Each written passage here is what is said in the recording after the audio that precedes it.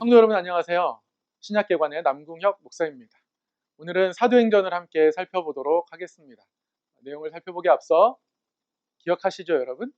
배따비담, 말씀을 배우고 말씀을 따르며 말씀에 비추어 예수님을 닮아가는 사람, 그런 사람으로 우리가 자라가기를 바라는 마음 가운데에 함께 말씀을 나눴으면 좋겠습니다. 자, 오늘은 사도행전입니다. 사도행전은 사도들이 열심히 하나님 나라의 복음을 전했던 이야기를 잘 정리해 놓은 그런 이야기입니다. 사도행전을 쓴 사람은 누가입니다. 누가는 사도행전을 쓰기 전에 누가복음을 썼거든요. 그리고 누가복음에 이어서 누가복음 후속작으로 사도행전을 썼습니다. 근데 누가복음과 사도행전을 보면 그 시작에 데오빌로여라고 시작하고 있습니다.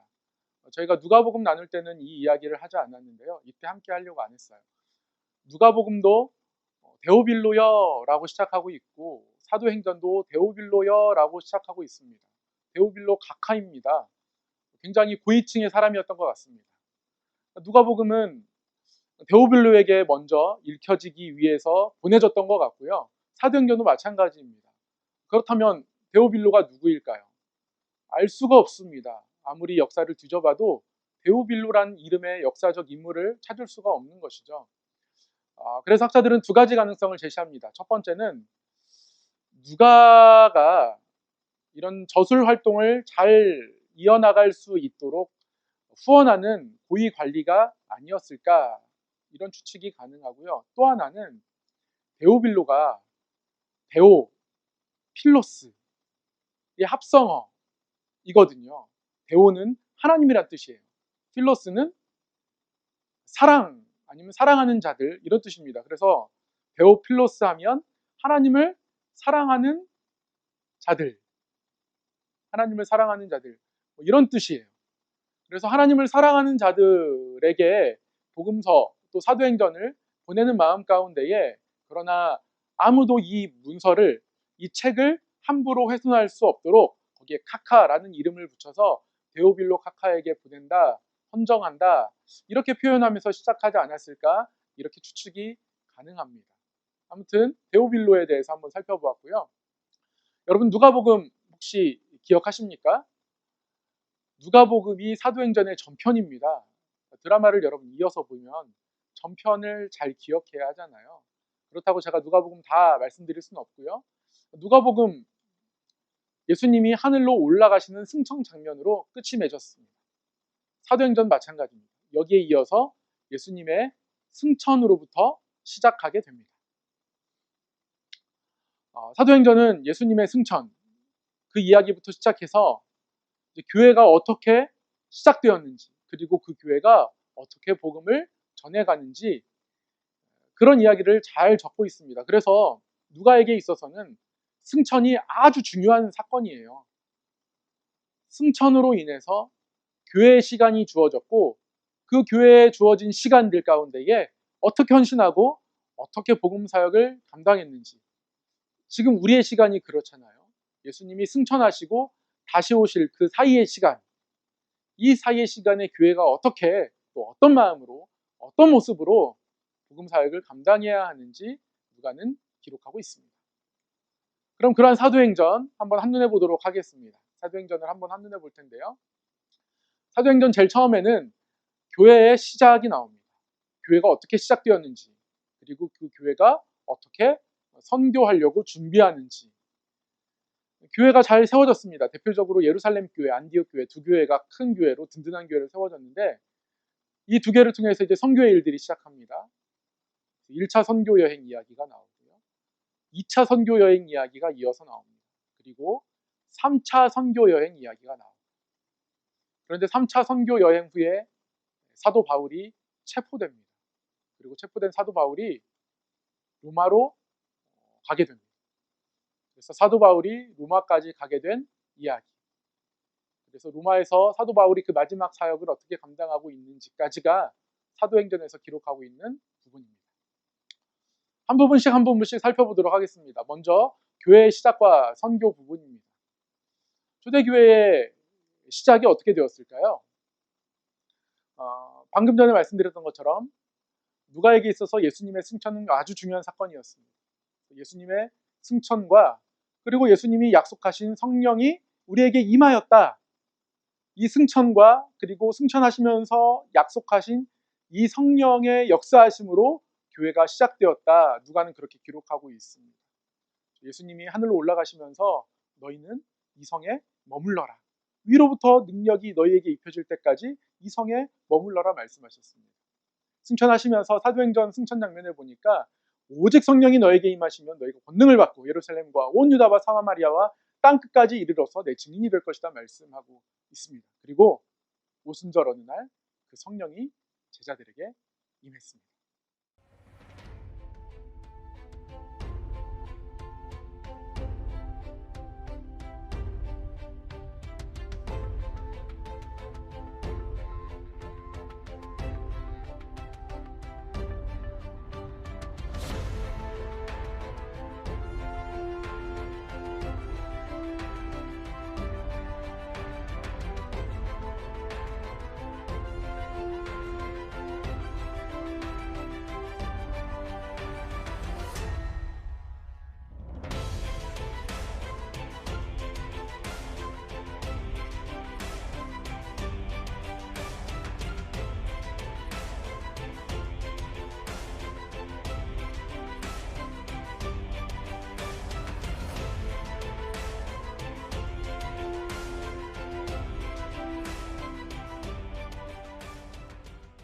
이 성령의 임재로 인하여서 제자들이 두려워하는 마음을 다 접어두고 다 내려놓고 이제는 성령의 능력을 힘입어서 복음 전하는 사역을 열심히 감당하게 됩니다.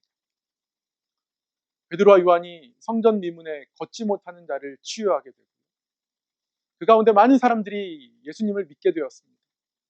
걷지 못한 자를 치유했을 때 사람들이 놀랬죠. 모여들었습니다. 그때 베드로가 놀라지 마라. 예수 이름에 능력이 있다. 그 능력을 힘입어서 오늘 이러한 치유가 일어난 것이다 설교합니다. 그리고 이어서 구원을 선포합니다. 다른 이름으로서는 구원을 얻을 수 없나니 천하 사람 중에 구원을 얻을 만한 다른 이름을 우리에게 주신 일이 없음이라 선포하며 복음을 전합니다. 수천 명이 베드로의 설교를 듣고 감동받았습니다. 마음이 열렸습니다. 예수님을 믿게 되는 거죠.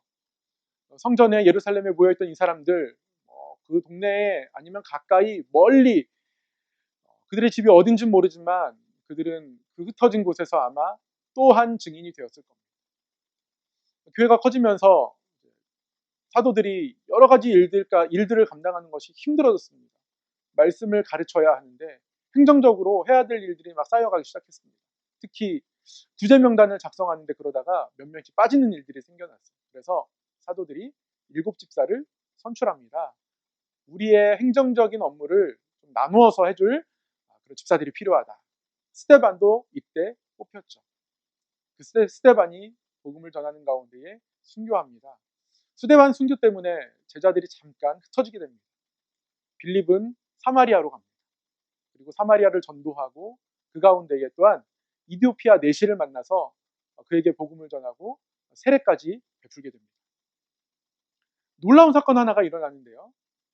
스데반 순교 때까지만 해도 예수님을 믿는 사람들, 믿는 자들을 핍박했던 사울이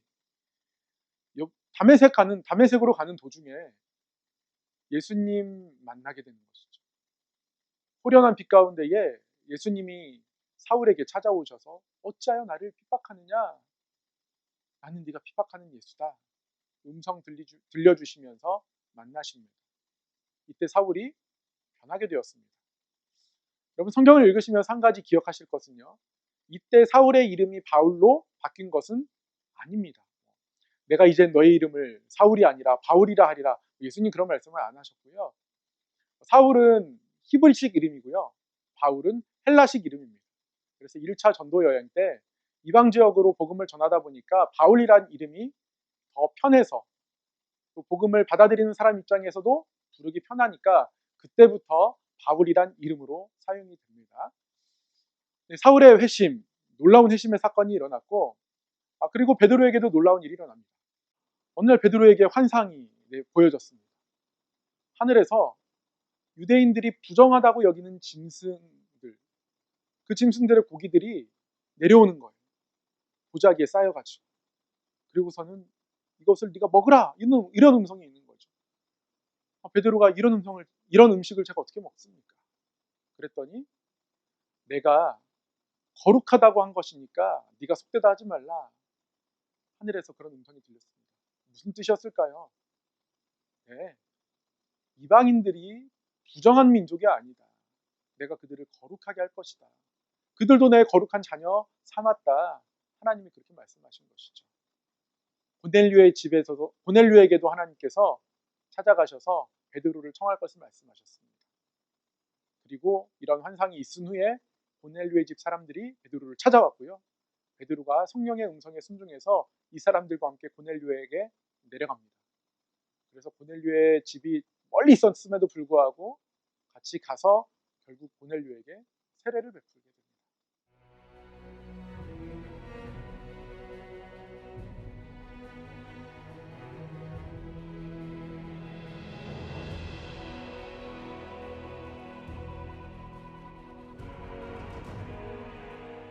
이렇게 베드로가 이방인 고넬료에게 선교하고 세례를 주는 일들까지 일어납니다. 초대교회에 지금 많은 일들이 일어난 거예요. 유대인들 몇몇이 믿기 시작했고, 성전에서 많은 사람들이 믿는 일들이 일어났고, 그리고 이방인들에게도 세례를 베풀고, 이방인들에게도 성령이 임하는 일들이 일어나기 시작한 겁니다. 믿는 사람들이 점점 퍼져나갔습니다. 그 가운데에 이들에 의해서 몇몇 사람이 안디옥의 교회를 세웠는데, 이 안디옥 교회에 열심히 있는 많은 믿음의 사람들이 있었습니다. 그래서 처음으로 안디옥 교회 사람들을 가리켜서 주변 사람들이 그리스도인이라고 부르기 시작했습니다. 그리스도인이라는 칭호는 안디옥 교회에서 시작되는 것이죠. 그리고 이 안디옥 교회의 지도자들은 또 예루살렘 교회를 방문해서 우리가 이 지역에서 이렇게 사역했더니 이렇게 믿더라, 성령이 이렇게 임하더라, 교제하기 시작했습니다. 교제를 나누는 가운데에 어떠한 마음과 생각이 들었겠습니까? 예, 복음을 더 멀리 전해야겠다, 정말 땅끝까지 복음을 증거해야겠다, 우리가 어떻게 할 수 있을까, 이런 얘기 나눴을 것 같아요. 이렇게 초대교회는 복음의 열정을 태우기 시작했습니다. 그리고 또 하나, 이 복음의 열정을 이어갈 수 있도록 초대교회는 아주 서로 사랑하고 서로의 것들을 나눠 쓰고 돌보아주는, 하나님 안에서 서로 사랑하는 가족처럼 지내는 모습으로 세워졌습니다. 그래서 사도행전 4장에 보면 이러한 초대교회의 그 내부의 모습을 우리에게 보여주고 있는데, 초대교회의 모습을 한번 말씀을 통해 우리 한번 보도록 하겠습니다.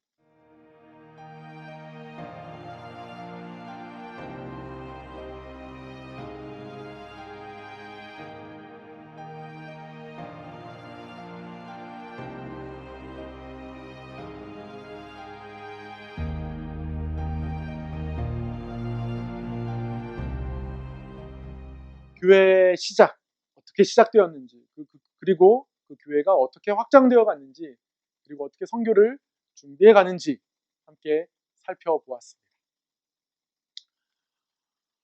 지금까지 살펴본 내용이 사도행전 이제 1장에서 12장까지 나오는 내용이에요.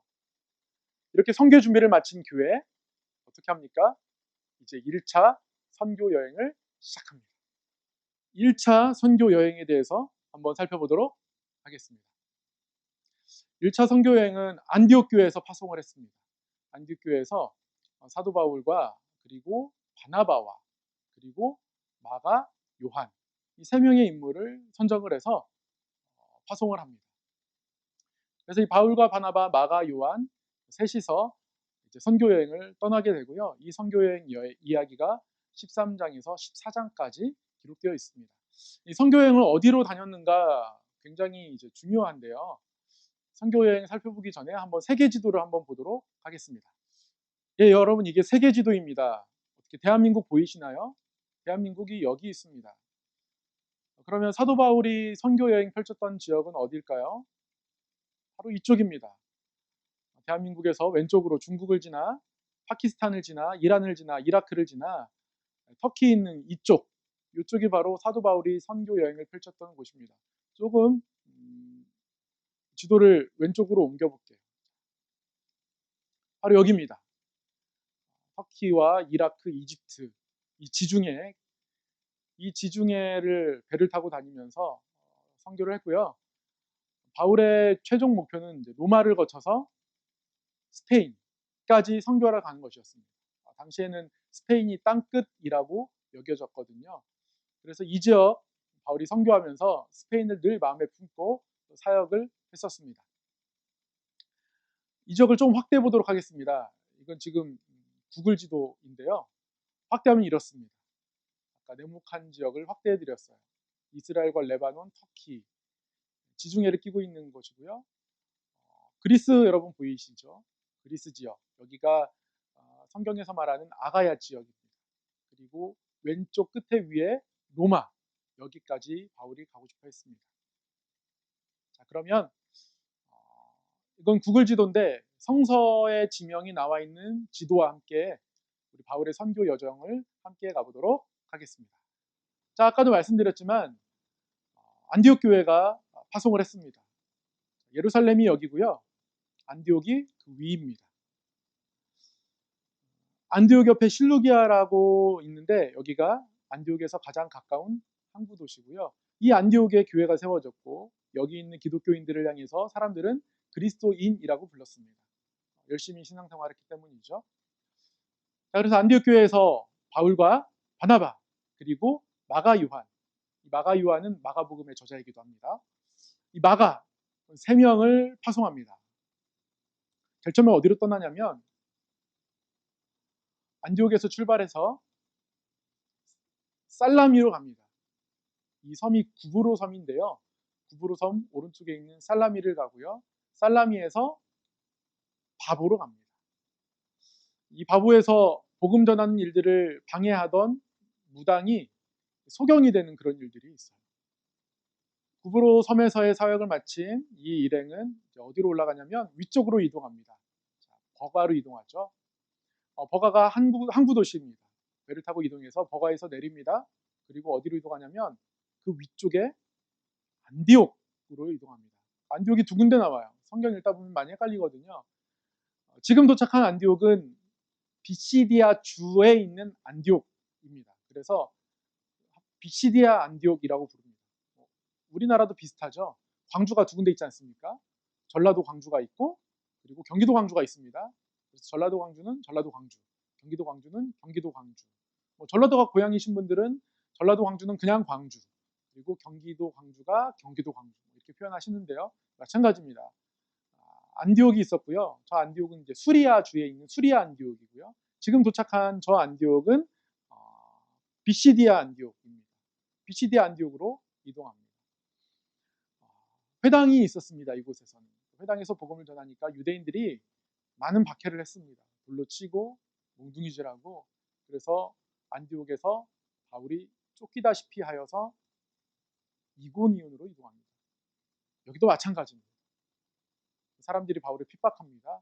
공격합니다. 바울이 그래서 옆에 있는 루스더라로 갑니다. 여기서 또한 바울이 또 복음 전하는 가운데 핍박받습니다. 그리고 이미 많이 지쳐 있었어요. 그래서 돌로 맞아 죽다시피 했습니다. 사람들은 바울이 이때 죽은 줄 알았어요. 그래서 밖에 내다 버렸습니다. 시체인 줄 알고. 가까스로 살아서 바울은 더베에 갑니다. 여기서 포기하지 않아요. 몸을 추스리고 더베라는 곳에 가서 복음을 전합니다. 그런데 이 더베에서 많은 사람들이 복음을 믿었습니다. 그리고 바울은 다시 자기가 왔던 길들을 거슬러서 돌아옵니다. 자기를 그렇게 핍박하고 죽이려는 사람들이 많았던 그 동네인데 거기를 다시 또 가는 거예요. 또 갑니다. 더베에서 루스더라, 이고니온으로 안디옥으로, 그리고 나서 버가에서 배를 타고 안디옥 쪽으로 돌아옵니다. 이게 사도 바울의 전도 여행입니다. 이 여정에 사도 바울의 이 여정 가운데서 정말 어려움 많았지만 힘들었지만 포기하지 않고 복음 사역을 감당했고 이 결과에 대해서 성경은 이렇게 기록하고 있습니다.